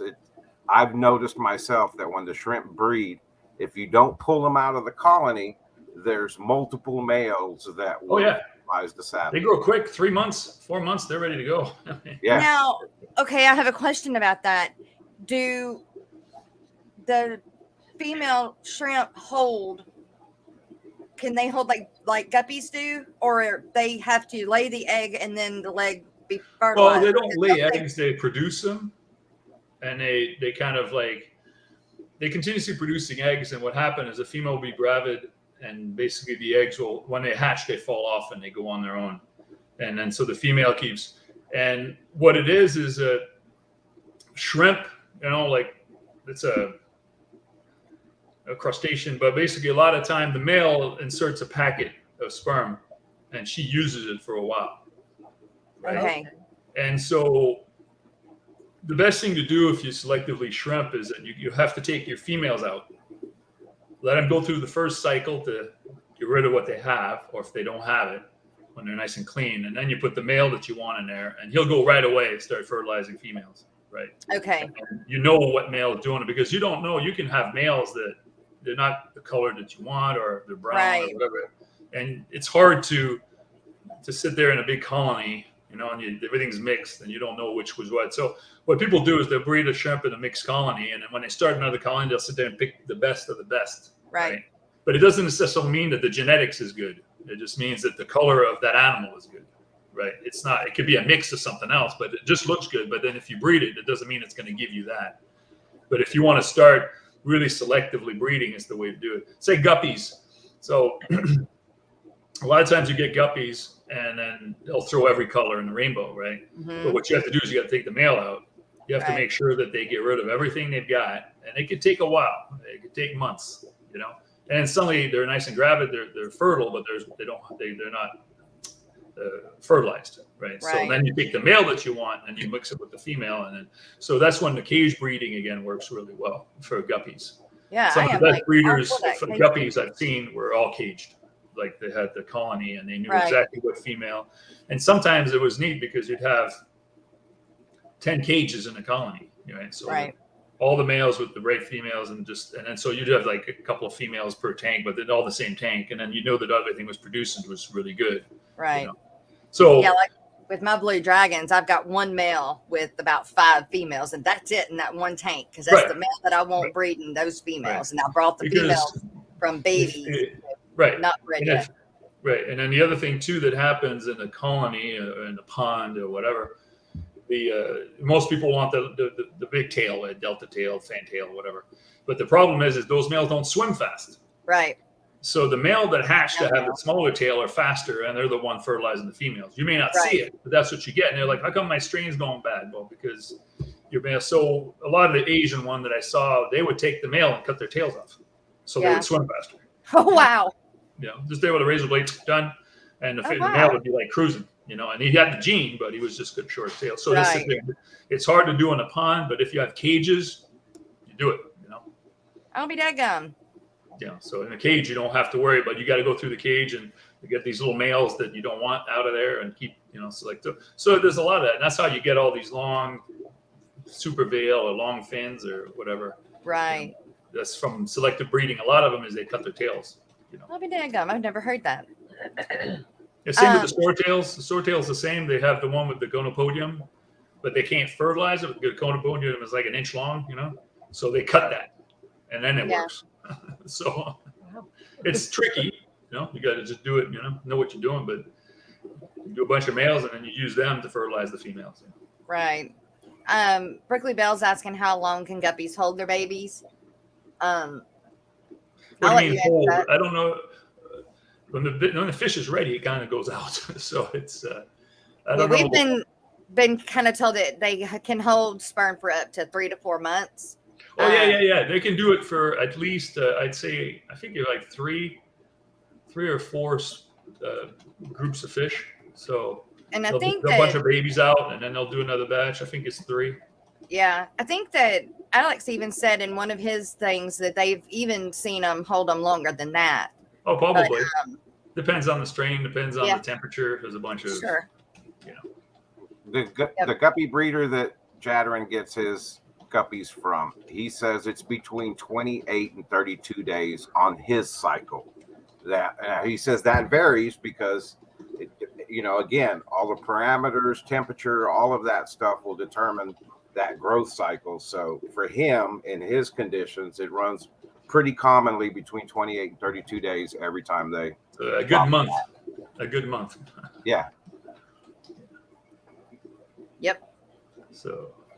Cool. Yeah, I mean, the key is patience. If you want to produce something, you got to be patient, and you got to don't give up on the first fish loss, Yeah. And then just keep learning and growing and doing what you got to do with it to improve yourself. And you make mistakes and learn.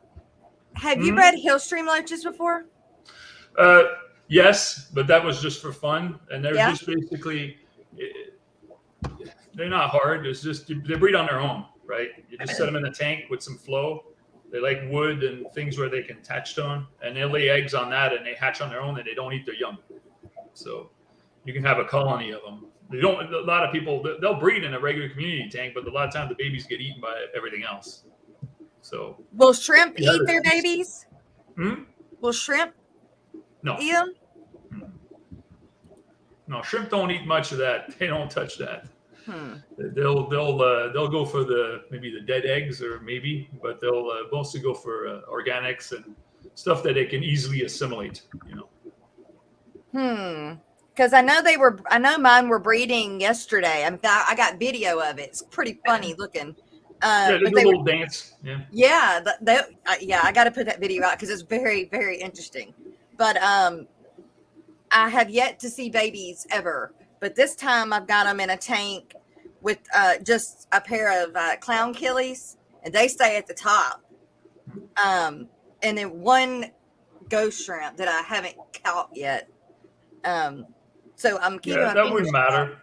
I mean, they like a little softer water, so that would help. I was getting ready to ask, would the water be a difference there? Because she has hard water too, right? I do. Yeah, they're probably not going to hatch because they're a river fish, soft water. So not necessarily acidic pH, but you probably do real well if you cut your water with RO 50%. Okay. I can do that. I don't think that'll hurt the clown killies either. They like that soft water. Yeah. So I can definitely do that. And I can do that today.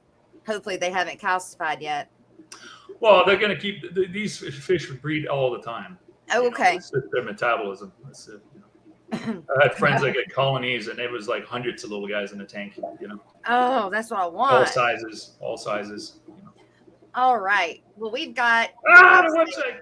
I've got the website. I'm not a big fan of it. I mean, I work it, but it's just a lot of work, and it's just I'm never really happy with it. I take all the pictures, and I spend hours trying to do pictures, and it's These are some nice pictures, though. I mean, you've done good. This right here. This is did it move to a different screen, or is it still on the same screen? It's Japan blues or turquoise. Yeah. Yep, I want some of them bad. Yeah, and I got some coming up that are the lyre tails too. Oh, cool. I definitely want to get some of them. I mean, if I had to look at all the fish I had, there's a lot of fish I have. Now, do you have all of your fish on the website or not? Well, I got all that. Not all of it. Okay. I just kind of came up with an idea that I have a lot of pairs of stuff that, they grow up. So I got to start putting a little section for pairs because people like pairs or colony or groups. Yeah. So, Now, I've never seen that plant there before either. Oh, those are mats. It's a fissident. It grows really easy. It's not hard to grow. I'd like to get You know, some of that. I too. grew for a while. I got some there, but the problem is it doesn't sell great unless I start doing more moss stuff and mounted stuff on wood, which I used to do. Yeah. That's the kind of stuff people like, but it's another business, you know. It's a whole. Yeah. Plants sell really good though. Yeah, but again, I do some plants, but the problem is that I don't do all of them. I just do some that and then that's a market on its own. Like if I promote the plants, I sell more plants. If I don't do the plants, I don't sell the plants. You know, it's like the marketing stuff. You know. Sure. I've never heard of that. Rice fish too. I got different rice fish. I got some koi rice fish and some platinum rice fish or whatever. So I got those. Got to take pictures and put them in there. You know, they're small. You know, little guys. I remember I was talking to you about seeing if you had that angel, the Panoy Paraba zebra.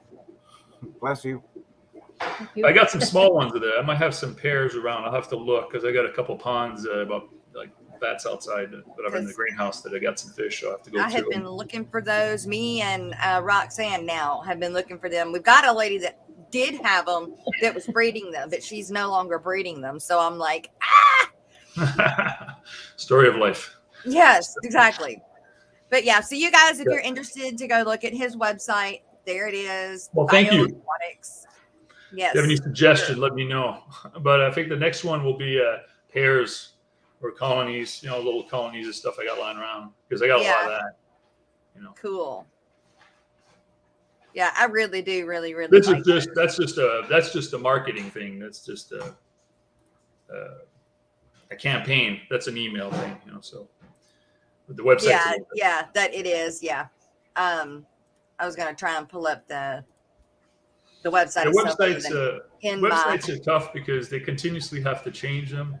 Yep. And like one of the things that I've learned that over time is the Google search engines. You know, the search engines in general. What happens to them is that every time you work on their website, it slows it down, right? So if you change an item, it drops down on the search because it has to be reset, and so that takes 30 days. So if I have an item and I change picture or descriptions on it, it goes through a reset. Really? Then when it searches again, it refines it, right? So, but the Google search, they call them spiders, the program that scans your websites and it decides what is what, and it classifies it depending on, you know, all your connections, right? So in the past, websites were based on your search engine were based on keywords. That's gone. They got rid of that because people were cheating. The search engine now are based on the description and the connection of the description to YouTube, Facebook, Instagram, or whatever, all the other things together. So if you really want a really good description of the product, it has to be in different categories so that people say it's real, right? In the past, when businesses were made for selling a product, people would do a description and write a keyword in the description 1,000 times. Right. So the engine would go, oh, look, it's written 1,000 times. Then that was cheating. So the Google got rid of that. And so now the search is based on the SEO, which is the description line on the top, whatever's written, right? So if you go on my website and you click on one picture, you know, it doesn't matter which one there, one item, right? So let's say you click on any angelfish or whatever. That's good. There we go. Okay, you click on that one. So you go up the search the description bar around top. You have to go. Well, I can't see it on your screen there, but it'll say. Is it product page, angelfish, mixed color? Right. Okay, that's the description. That's the search, right? And that has to be linked to your Google. Has to be linked to Facebook. Has to be. So then, when people search you, they find you, right? There's no cheating, right? So the simpler the description on top, they can find you faster. So when you go to other websites, you'll have the line on top, the SEO line will be a bunch of numbers and letters, and you know it'd be like 40 items long, you know, 40 description or character long. That makes it a lot harder to search. So they do all that. That's the SEO. So now the searches are done like that way. So and that's complicated. It just takes a lot of teetering, a lot of sit there and. Now, do you have somebody that does that for you, or you do that yourself? No, I had somebody doing it in the past, and then now I'm doing it because. Now you're doing it. That's the one that passed. Yeah. Wow. That's pretty fishy. So like I say, all the descriptions are simple. The SEO, the line on the top, it's very simple. Yeah. Makes it easy for the search engines to find it. Huh. To see the And connection. so Papa Shrimp, he does he can make websites and stuff too. Well, he understands all that. Yeah. Yeah. He's gonna be making mine, so I'm glad he understands all that. Yeah, the one thing that I was thinking while you were explaining all of that is that they have made it to where in the SEO marketing portion of your website building, you get to play with meta tags and all of that stuff. Yeah. And if you do it correctly, just like you said, if you keep it simple and do it correctly and link everything together, now the image itself is given a kind of a title. So that way it's found through image searches as well as shopping searches, as well as just, keyword searches. Everything. It's all linked together. Right. Yeah.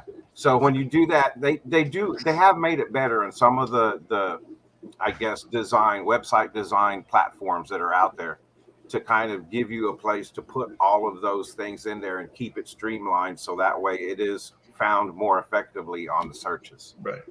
But it's the websites are a work in progress. You'll never have it done.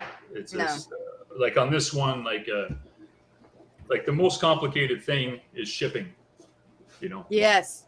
And so you have to figure out a recipe to make it work so that it's simple and quick and not too complicated, right? Because, you go to other websites and it's like, if you buy this, it's this shipping. If you buy this, we have this.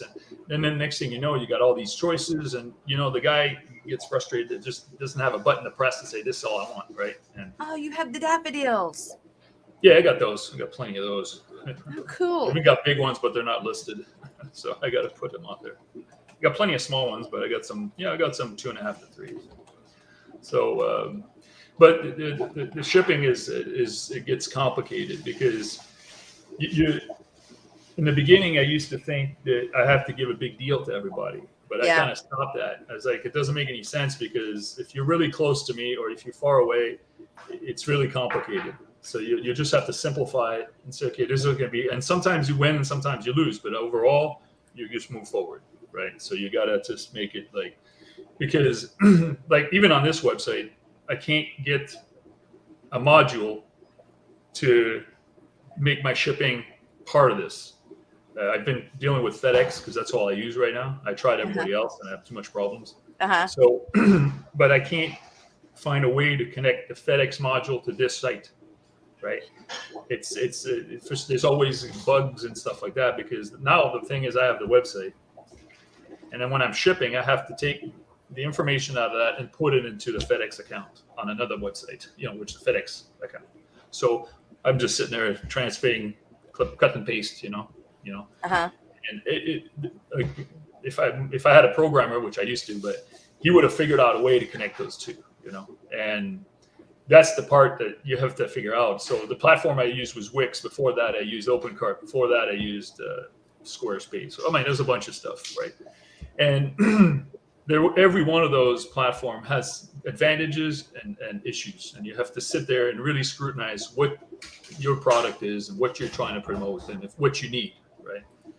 But shipping a live animal is not on the top of everybody's list. It's very specific, and so the shipping is still an issue for me, and I would like to have that. The other one that I have a problem with plants.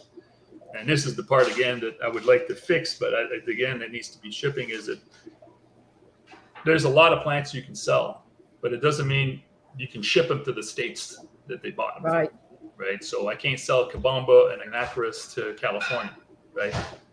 So how do I do the website so that when the guy clicks in and puts Anniversaries on your websites and clicks on it, and then when he goes to the cart, it says wants to pay for it, and suddenly it says, you're in this state, you can't have that, but I suggest these plants instead, right? I can do all that in my head, but I can't figure out a way to do it on the site, on these platforms, right? And so now what I have to do is I have to email. and wait for an answer, and then do it myself. And on top of that, I have to look at the plant. The guy ordered some plants. I got my list on the wall. That's okay. Yeah, he's good. Oh no, this guy's is in Alabama. I can't sell that plant, so I got to call him up and say, give me something else. Things like that. So it becomes the plants is why I'm limited. I'm limiting a lot of plants because there's a lot of plants that get too complicated, and the person doesn't get fined, is I get a warning. I'm the one that gets it, not the customer, right? It's like, where did you get that? And that kind of stuff, right? Or they can open the box and say, look, you got these plants here. I don't have to have that, things like that. So it, create more work for nothing. So for a $4 plant, you get a phone call. It's like kind of shit. Yeah. So there's a lot of things that can be done, but it gets complicated, and it's not my job, right? It's not my expertise. My expertise is to pack the animal and put them in a box, that kind of stuff. Right. And you want to do the more breeding instead of. Well, yeah, that's kind of part of it. But I like to, my philosophy the way for me when I pack an animal or an order, let's say I pack an order, is I don't try to say, okay, you ordered that, I'm just going to throw it in a box. I look at it as when I'm packing it, would I be happy with it? So if I pack the fish, I look at the bag, I was like, yep, I'm happy with that. Put it in the box. The thing is, when you go to the chain store items and stuff like that, just throw it in the box. Doesn't matter. Missing a tail, doesn't matter. Keep going. Just the rotation. The distributors are like that. Just get the cash flow going, and they'll do the refund later. Just get the cash flow going. I'm trying to just slowly make sure that I'm happy with the product. If I'm happy with it, then I'm sure the customer's happy. Okay, right? Perfect, but I kind of have it like standard, and I'm like, no, I don't like this. It's too small, or I don't like the color, or whatever. The fin's crooked. I don't see everything. I miss stuff, but in general, I try to be pretty good. Yeah. Well, it's a nice website, so what you've done so far is nice. So it's just, I don't know. Some of the pictures could be better. Some of the descriptions are not great. There's, like I say, it's never going to end, right? Well, we're the most critical on ourselves, so. Well, yeah, no, you're right about that, but it's like you look at a platform, and then suddenly after a couple of years, you're like, yeah, I could change this could change, or you're trying to improve it a little bit better, and you're also trying to when you do a website, it's an extension of what you're trying to do, right? So you're trying to promote something a certain way, and as you do it, and as the customer buy the stuff, and as what you're getting, what people want from you, or whatever, right. The website takes a different direction, Right. Because a lot of people maybe want to do a vlog, and I got it set up for it, but I just have to sit there and do it, right. Sit there with a camera and walk around and say something. It's a habit, right? And it's one of those things that's hard to do when you haven't taken the habit to do it. Or when you're having to do everything, it's right. Just something that goes by the way. It's like a habit. Let's say you and we decide to do this talk once a month. And it's okay. Every second Tuesday of the month we do this, and it's on the schedule. So I know, right? Yeah. It's a routine. And then let's say every Saturday afternoon from 3 to 5, I do Facebook Live or something like that. Yeah. And then I just put it on the schedule, and then I work my schedule around that. So that kind of stuff. So it's just the planning. It's just I that can't keep a schedule. This is the only thing that I have that is actually on a schedule. Well, yeah, you gotta you plan yourself up. You make sure you get your material in front of you. Because all mine end up running over the other one. Your breakfast, whatever. You get everything lined up. It's okay. I'm ready. Me, I'm more like an artist. I just kind of breakfast. Go with the flow, Yeah. And that's the problem with breeding. Sometimes you're sitting there, and I'm working with whatever fish, and it's like, okay, they're ready to go, and it's like 3 o'clock in the afternoon. Okay, got to get ready for tomorrow. And then that's what I'm doing all day. That kind of stuff. So it's kind of like whatever was happening then takes a back seat, and you just go with that. Yeah. So it's exactly. That's I can't force a lot of these animals to do what I want them to do when I want them to do. Right. It would be nice. Yes, it would. Give me some eggs right now. Yeah. Come on now. I'm ready. You got to get ready. I'll have time for this. Come on now. Exactly. Spit them out. Right. Spit them out. Do your thing. Do I need to play some music? You know what? Yeah, He's yeah, got whatever all it takes. day. Whatever it takes. Right. Well, you guys, we are almost at the end of the stream. We need to do What? our live streams for tomorrow. Missy D, do you have that ready? Yes, ma'am. Sweet. Well, I was going to say, you know, I hope I didn't talk too much. No. Oh, Hey, this was it was fascinating. wonderful. Very good. You You think did very so? good. I don't Yes. look great. I should put a picture, you know. No, you did great. But anyways, you know, but like I say, I'm in my own little world, you know, do my own That's stuff. okay. And That's all right. I just need I'm to, I probably need to do more sharing with what I do now, you know, a little bit more. And Well, you're more than more welcome to specific take on the this and questions. share it out as much as you want to. And Well, you know, we'll or do the see what same people are thing, doing. and- You know, I don't Yep. have all the answers, and I don't know everything. I just know some stuff. You know? you seem to know a lot. Well, you know, have when you something have for- solved a lot when of something mystery for a lot of 40 people years, today. you kind of accumulate That's a lot of right. stuff. That's right. You have solved a lot of mysteries and gave a lot of extra Well, I don't know if they're mysteries. They're stuff just to do today. challenges. or Well, when stuff. people's had eggs and eggs and eggs and eggs and they never hatch out, or Well, never you know, thought about the soft key is water. I look at it as a challenge, you know. Something Yeah. happens and finding solution, right? In Yeah. life, you can't get down because something bad happened to you, where you got to say, okay, this happened because of this. This is the way it goes. What are you going to do about it? You know, Right.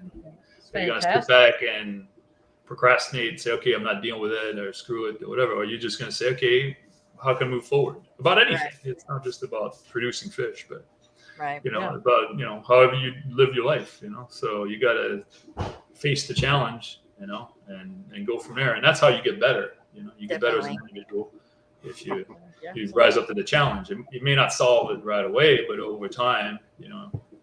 Now, did you say you do have a YouTube channel? I have a channel, but I posted some stuff in years ago, but I haven't Yeah. really touched it. You know, Okay. I have better luck with if people come over and do videos, you know, and because I don't sit there and cut and paste and put music and do all that stuff. Edit. I mean, You don't edit. Yeah, the editing stuff. And, But I'm going to tell you, there's so many people that don't edit that people love it. It doesn't matter. No, but you're right. It has to be Or more not. candid and more, you know, normal. So that's why I think the Facebook and YouTube Live works well, because then you can't, you know, if you're going to Yeah. trip, you're going to trip, and that's it. That's part of the show, you know. Yep. And then, instead of just making yourself look like an image that you think you should look like. Right. So, Well, and everybody so I'm likes not the real trying to- person. Yeah, I'm not trying to pretend I'm somebody else. I'm just Right. who I am, and some people like it, some people don't, and I just keep going, right? And then, Right. but Miss Dee Dee, let's have them live streams real quick. It was exactly. so interesting. Thank you so much. You find that interesting? Okay. Yes. There's the live streams in Eastern Standard Time. Start off with Bio Aquatix at 5 a.m. Next up was the Aquatic Morning Show on That's the Untitled Chapter. It did take us down to 15. At 2, the Brennan Misfit Reptiles and Bodies. At 3, the Aquarium Co-op members on the screen. Aquarium. At 5, Pet Sockets, Diego. And at 5, it's been 15 with Jake. At 7, it's the Hot Mess Express on Foxy's Fishes with Roxanne, Mary H. Lynn, and Judy's Handy. At 8, KG Tropicals, John and Lisa. At 9:30, it's Fish Room Fever with James and maybe Ed. And at 10:30, it's Craft Ed on Chattanooga Ed's channel with Ed, James, and Rico. At 11:45, it's Rico and the Man with Rico Stan and Chattanooga Ed and sometimes James. Look Zoo, thanks for making this information easy to find at fishfam.link. And Lefty3213A, thanks to your live stream calendar at your site as well.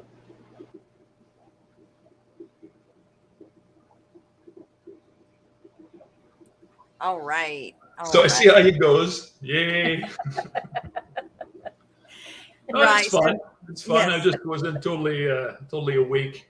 No, you did great. I did We want to great. thank everybody that showed up today. We had over 50 in chat, the whole stream just about. So we thank everybody. Thank you for the 2 super stickers and super chats. Everybody that's going to be watching the replay, thank you Oh, to that's right. everybody. Yeah, Yeah, you got replays on that. dude. Yeah. Okay. Well, if there's That's any right. questions, just send them over. I'll help you the best I can. Okay, that sounds great. And thank you for the new people that we've seen in chat today. We did see a few new, so I how hope many y'all come people back did you get tomorrow. today? Do what? How many people did you get? 51. 51. Okay. That's about normal when we have guests. Okay. So it's pretty good for in the mornings. Tomorrow we have ichthyology. Oh my gosh, I can't remember the name. Hang on. Because I got to do the thumbnail for it today. It is Wednesday, Thursday, Friday. Ichthyology. Freshwater ichthyology. Yes, freshwater ichthyology. Yes. Okay, got it. Yep. Tomorrow we'll have freshwater ichthyology. I believe she got a lot of plecos too. So we'll be having her as our guest tomorrow. So thank you, everybody. Y'all have a good rest of the day, and we'll see you Well, it was tomorrow nice morning. meeting Dee Dee and Papa and Mean. Thank you. You guys got any questions or anything like that? That's good. Yep, Sorry, we'll I send them your way. took part of the show. No, you are the show. Oh, yeah, right. All right, everybody. See y'all later. All right. Thank you. Hi, Fish Fam. Are you struggling to gain new subs or followers? Would professional graphics, captions, and ads help you to sell more products? Perhaps you need a marketing strategy that works for your business that is also cost effective. You're not alone. Millions of businesses across the world struggle with this problem. Good marketing plans, poorly executed, cost businesses billions in lost revenue each year. What is the solution? The Social Media Lady, a digital marketing agency. This team of seasoned marketing professionals works with your small business to plan and deliver a solid blueprint to drive more traffic to your website, YouTube channel, and social media. You can check out our work right here at the Aquatic Morning Show, as we currently provide their social media marketing as well as a majority of their graphic design services. When you decide you're ready to level up, schedule your free consultation at thesocialmedialady.com/